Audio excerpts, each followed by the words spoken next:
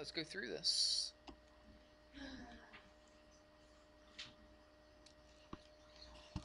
And let's make this a little bit bigger.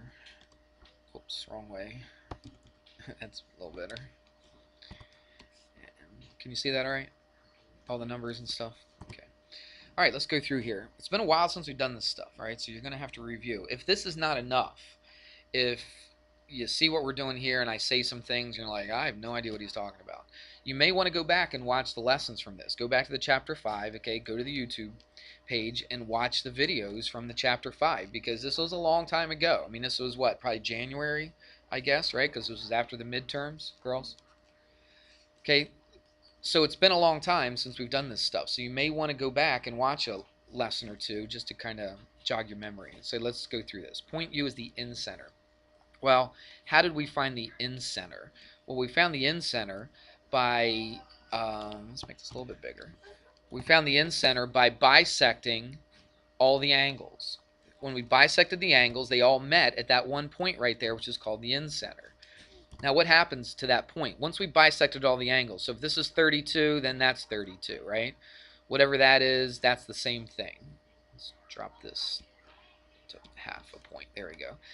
All right, so that's what we did. So it met right here, but what was true about that point? That point was also equidistant from the three sides of the triangle, which means it's the same distance to this side, to this side, to this side.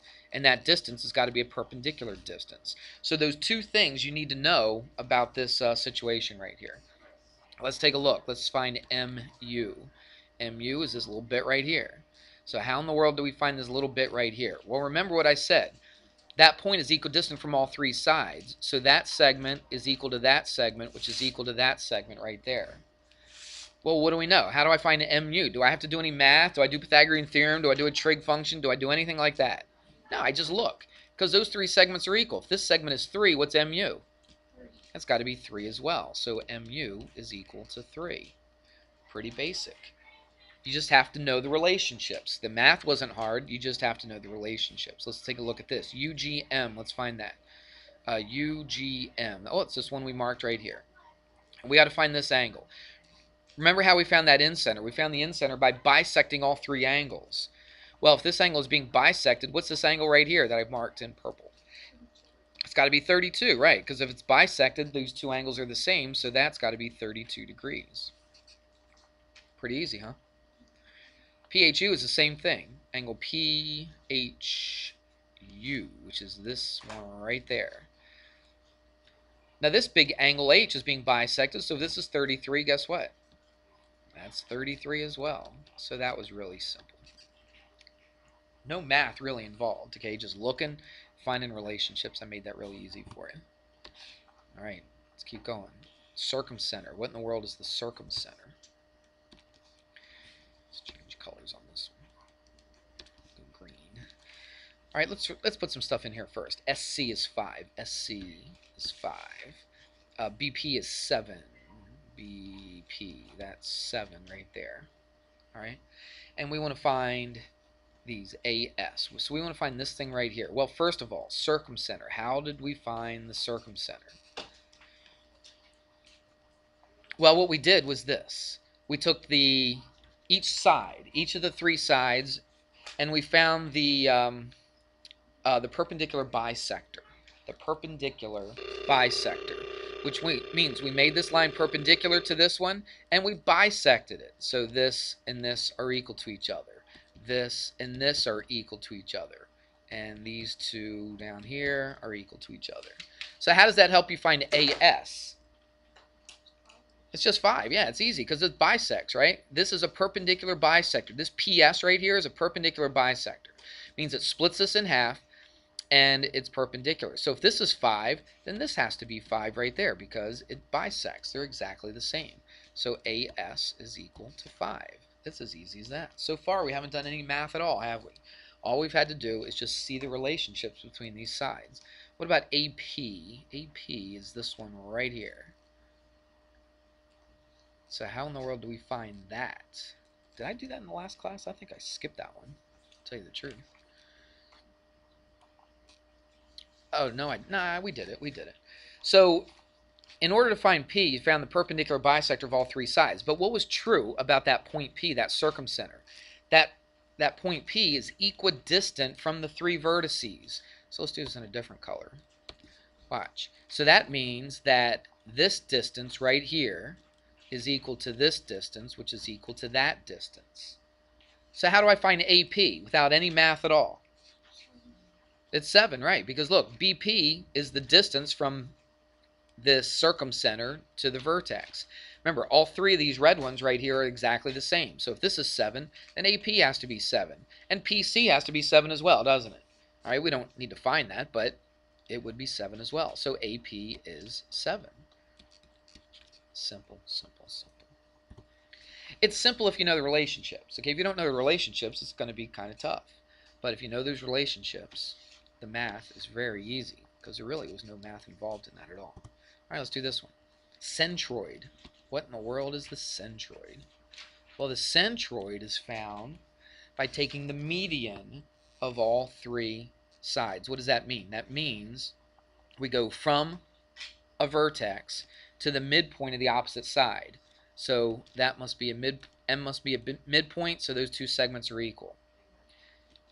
It's from a vertex to the midpoint of the opposite side. Okay, that's how you find the centroid.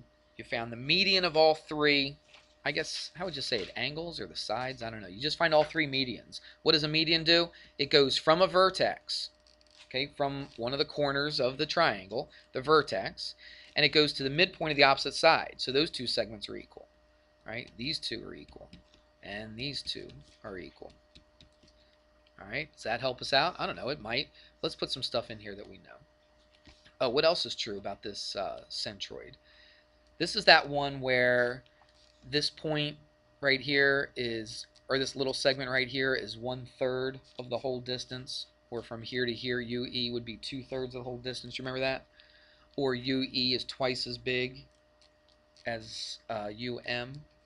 All right, does that ring a bell at all?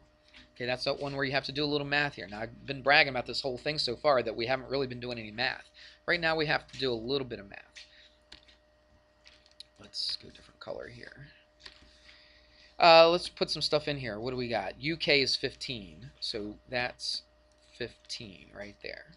And then EM is 24. EM, that's that whole thing. Watch. That whole thing is 24. And then UD is 12. So UD is 12. All right? So that's all the stuff that they give you. And now we got to find this stuff. CU. Let's find that. CU. Look what we have here. We go from a vertex all the way to the midpoint of the opposite side. From the vertex to this centroid is the longer of the two segments. You see how it's broken up into two segments? Right? That CK is broken up into two segments, CU and UK. Everybody see that? This right here is the longer one. This one right here is a shorter one. What's true about the longer one compared to the shorter one? It's twice as big. It's exactly twice as big. So CU is twice as big as UK. So if UK is 15, what's CU? It's 30. It's twice as big. So CU is 30. Easy as that. All right, let's do the other one. What about MU? Where is M? Right there. MU. This little dinky part right there. Okay, this little tiny part right there is we want to find that. But what do we know? We don't know the longer one, do we? We know the whole entire thing. So MU is how much of the whole entire thing? It's 1/3, right? MU is the shorter one. EU is the longer one. The shorter one is 1/3, 1/3, okay, and the longer one is 2/3 of the whole thing. Everybody with me on that? All right, so this is 1/3 of the whole thing. Well, if the whole thing is 24, how do I take 1/3 of that? Just divide it by 3. So what's 24 divided by 3? It's 8. So MU is equal to 8. See that? They tell you the whole thing, and they ask for the shorter one. It's just 1/3. What would UE be equal to? They don't ask that, but what would EU or UE? It would be 16 because it's twice as big as this. It's 2/3. This is 1/3. This is 2/3. Okay. What about JD? JD is this whole thing right here. I'll tell you what. There's a lot of junk all around here. Let's get rid of this 24. That big old thing. Now look, they tell you UD is 12, correct? And they ask for JD, the whole entire thing. I think this is the easiest way to do it. Let's find the shorter one. If you know the longer one is 12, it's half of it, right? So that would be 6. But they don't ask for JU, do they? They ask for JD. So if this is 6 and this is 12, what's JD? Just add them up, right? It's 18. Yep. And that's how you do that. Not difficult. The math is pretty simple. You just have to know what to do. You got to know the relationships. You got to know that the whole thing is, or the shorter one is 1/3 of the whole thing. The longer one is 2/3 of the whole thing. The shorter one is half of the longer one. The longer one is twice the big as the short one, okay? Those are the things you need to know. All right, enough of that. You can look back on that one. Look back at the original video if you don't remember that stuff. Okay. Let's check this one out. It says list the angles, even underlined it, in order from the smallest to the largest. Well, look what they give you. They give you the sides, don't they? But there's a relationship between the sides and the angles. Remember, the smallest side is opposite what? The smallest angle. So this angle Q has got to be the smallest angle because it's opposite the smallest side. So we're putting in an order from the smallest one to the largest one. So the smallest one is angle Q. So we write down angle Q. What's the middle sized one? It would be angle R. Why? Because R is opposite 5, which is the middle-sized side. Everybody see that? So angle R would be next. And then the largest. So here's the largest side. What's opposite the largest side? Angle P. So angle P would be the largest. You have to put it in that order. You got to have it exactly like that. If you put it out of order, it's wrong. Because that's the whole point of this, is to find out which one's the smallest one, which one's the largest one. Okay? And make sure you list the angles. It's been a long time, but I do remember some people putting the line segments, the answers down. You don't have to tell me who you were if you did this, okay? I'm not going to ask. But I remember some people putting, like, the line segments. Like, RP was the smallest one. What does it ask for? It asks for the angles, okay? It's plain as day. Even underlined it, okay, to make sure you knew to solve for the angles. So make sure you read the instructions. All right. This is kind of going the other way on this. Now this time it says list the sides in order from the smallest to largest, and they give you the angles. Actually, they only give you 2 angles. How in the world will I know what this angle is? That's right. So what's 105 and 31? That's 136, right? Yeah, and take that away from 180. And so what's that? 44 degrees. So that angle right there is 44. I think it's always important to know that third angle, because I didn't know if it was smaller than this one, right, until I did the math on it. So it's the in-between one. So I got to list the sides this time in order from the smallest to largest. 31 is the smallest angle, so which side is the smallest side? The one that's opposite, UT. So UT is the smallest side. Because it's opposite, see 31? It's opposite the UT, or the UT is opposite the 31. What's the medium one? Well, 44 is the medium angle, right? It's the in-between angle, the middle angle. So what side is opposite the 44? TS is opposite the 44. So that has to be the middle length. What's the largest angle? 105. What's opposite the largest angle? US. And then that would be your answer. Okay? It goes in order, and the order definitely matters because that's the whole idea. So far, so good, right? Look at that. We're already halfway done. We've hardly spent any time on it at all. What about this one? You've got an isosceles triangle. You got a perpendicular bisector. Really, you don't even care about all that stuff. Really, what do you care about? That this is equal to this. That's right. And you want to find VU, don't you? You want to find that whole segment right there. Well, we got to find X first. And so we do that by setting these equal to each other. How do we know they're equal? Because they told you. They put the little marks right there for you. They made it easy for it. So you just set them equal to each other. So 7x plus 2 is equal to 3x plus 10. And then you solve for x. Subtract 3x from both sides, you get 4x. Subtract a 2 from both sides, you get 8. Divide both sides by 4, you get 2. Is that my answer, though? Do I circle it? Too many times you guys are too quick on the draw to put the answer when you solve for x. Make sure you find what they're asking for. They're asking for VU. VU is not equal to 2. VU is 3x plus 10, or 3 times 2 plus 10, because we just found x. That's 6, and 10 is what? 16, and that's your answer right there. Pretty simple again, isn't it? Now, you had to do a little algebra. Finally, we did a little bit of math on this one. But that's, when I say little, I meant little. It's not that difficult algebra. Let's take a look at this one. Now, you may not remember exactly this theorem, where it comes from, but I'll tell it to you anyway. You had a theorem that says if I have a point that's equidistant from two sides of a from the two sides of an angle, then it lies on the angle bisector. You hear what I just said? If this point is the same distance to both of the sides, see that? That and that are equal, aren't they? And it's perpendicular, so that's the distance from this point to this side of the angle. And this is the same distance to that side of the angle. If those two things are equal, then where does this point lie? It lies on the angle bisector. What does that mean? That means these two angles are what? Equal to each other.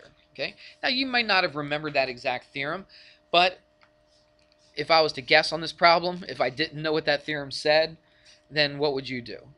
You just set them equal to each other, right? Okay, so it's kind of like, all right, I don't really know what to do, but might as well set them equal to each other. Hopefully you don't think that way. Hopefully you understand why, but, you know, I get it. Not everybody remembers all these theorems. I have a hard time. I've been teaching this for many years, and I have a hard time remembering all the theorems myself. So you really have to practice, okay? JD, getting all this? Okay, is that your way of looking through your hands?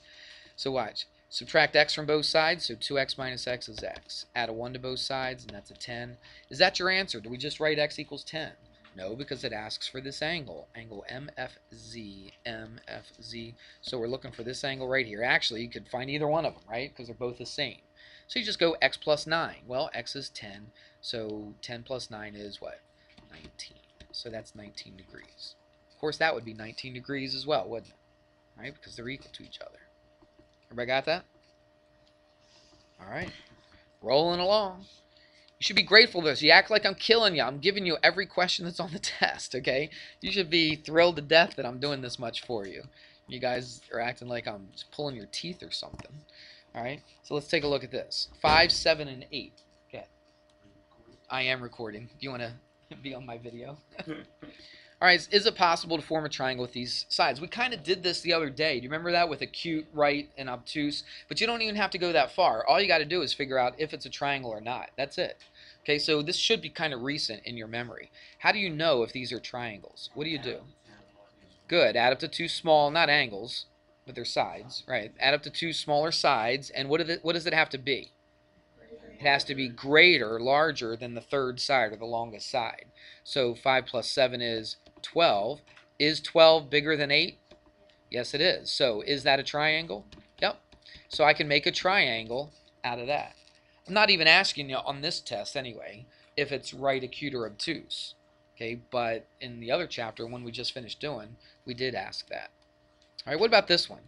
7 and 13 is what? 20. Is 20 bigger than 20? It's not. It's equal, isn't it? So is this a triangle? No. It has to be bigger. The two smaller ones have to add up to be bigger than the third one. Everybody got that? What about this one? 15 and 20 is 35. Is 35 bigger than 40? No, it's not. So guess what? This is not a triangle. So no. So yes, no, no. This problem right here is kind of the same deal. I got 10 and 25. So this time they just tell you two sides of a triangle. They don't tell you all three. They say, okay, here's two sides. I got a 10, I got a 25. What could the third side possibly be? Okay, what are the ranges? It could go from being this small to this big. All right, what are the possible ranges that the third side could be? It can't be any number in the world, right? It's got to be between something and something. Do you remember how we figured that out? So x has to be between. Watch how we write this. I put an x in the middle, and I put a less than and a less than. Now, how do I figure out the smaller of the two numbers? What do I do with these two numbers? Just subtract them, okay? That's all it is. And I remember grading this test and thinking, why can't they just remember just to subtract and then to do what for the second number?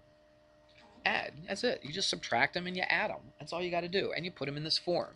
It's not that hard. You just got to study it. You just got to write it down a few times just to get used to it. So I subtract them, and that's 15. And I add them, and it's 35.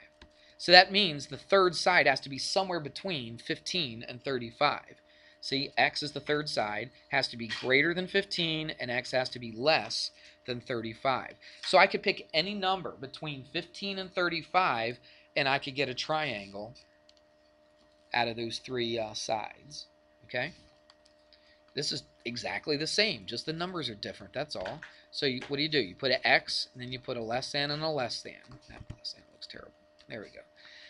How do we find the smaller one? We just subtract. 54 minus 7 is, what's that, 47? And then you add them up, and you get, what's that, 61? Yep, and that's your answer. X is between 47 and 61. So the third side of the triangle has to be between 47 and 61. It can't be 47, and it can't be 61, but it can be anything in between those two numbers. All right, and then I could get a triangle out of it. Does it make sense? Again, not hard to do. Have we done any difficult math so far? I don't think so. I think we've done, all the math has been very, very easy. And in most of these problems on this test, there was no math involved at all, was there? It was just looking at stuff and writing down an answer. And that's kind of what we're going to do right here too. Look, let's compare these two measures. RQ, which is this one over here on the right, and PQ, this one on the left. Well, how do we do that? What we do is this. There is a theorem, and it's called the side angle side inequality theorem. See how these two are equal to each other? This is unequal. Watch, I'll make this big. That 95 is bigger than the 85, and it's between two equal sides, isn't it? That's called the side angle side inequality. Well, what did that say? That said that the side opposite the bigger angle is going to be bigger than the side opposite the smaller angle. So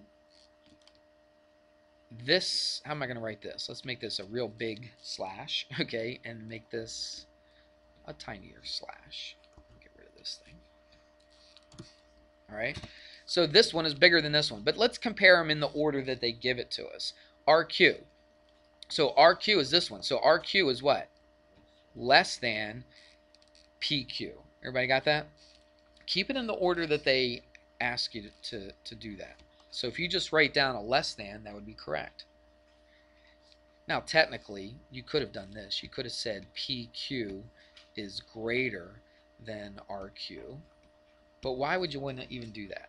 Okay? It gives it to you in this order. Okay? Just put less than, and you're done. RQ is less than PQ. This means the same thing, doesn't it? But I don't know why you want to, whoopsie daisy, move everything around. I don't know why you'd want to write it like that. Let's keep going. We're almost done. Look at this one. This is actually side inequality. Because look, I've got two equal sides, or I've got this one pair of equal sides right here and here, the 22s. I got RT, right, by reflexive property. They're equal to each other. And then I got two non-equal sides. So I've got this side is bigger than this side. And what I want to do is compare the angles. Compare STR, let's find that. That's this angle right here, STR, and compare it to TRU, which is this angle right here. So which one is bigger? Well, look what it's opposite. This angle is opposite 31 degrees. This angle is opposite, not 31 degrees, but the side 31. And this angle is opposite this side, which is 30. So which angle is going to be bigger? The STR, that's right, because it's opposite the bigger side. Everybody hear that? Okay, this angle is bigger because it's opposite the bigger side. This is smaller because it's opposite the smaller of these two sides. So STR is what? Greater than TRU. That's all you had to do. Write greater than. It's not hard to see, is it? But you got to be familiar with it. And I know it's been a long time, so that's why I'm giving it to you on a Tuesday when you're taking the test. I don't know when you're taking the test, whenever. Probably what? Probably Wednesday? Yeah, probably Wednesday, because the first two on Monday, 3 and 4 on Tuesday, and 5 and 6 on Wednesday, yeah. All right, so angle R and angle T. We've got one more, last one, and we'll finish this thing up today. Angle R, look at angle R and angle T. Look at angle T. Now I put arcs on them. Doesn't mean they're equal to each other. I just to show you what angles. I tell you what. Let's just do this. Angle R and angle T. Is that better?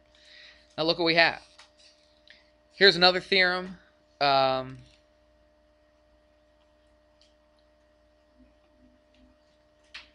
I mean, you just have to know them to be able to solve. I'm not going to, I mean, the test is going to look exactly like this. So I don't have you memorize them or anything, but you should know what they mean.